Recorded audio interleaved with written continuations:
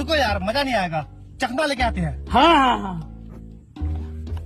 भैया गोश्त लेके आना। अच्छा ठीक है, चलो भाई गोश्त लेके आ गए।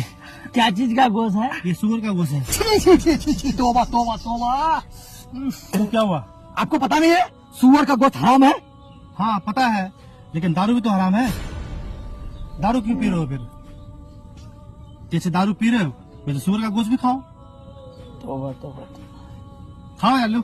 नहीं यार नहीं नहीं नहीं है नहीं नहीं तो वादा करो दारू नहीं पियोगे। नहीं पियेंगे भाई आगे नहीं पियेंगे भाई। मतलब हम लोग ही डिसाइड कर लो ना, दारू हमारे लिए जायज हो गया, सुअर का गोश्त हमारे लिए हराम हो गया। दोनों सेम चीज है, दोनों इस्लाम में हराम है। जी जी। दारू हम शौक से पी रहे हैं, सुअर का गोश्त हमारे लिए हराम हो गया है। जहांगीर भाई आप आँख खोल दिए हम लोग का। और आज के बाद दारू के लिए अगर बुलाओगे ना तो हम सुअर का गोश्त लेके आएंगे। छी तोबा अस्तगफिरुल्लाह तोबा तोबा।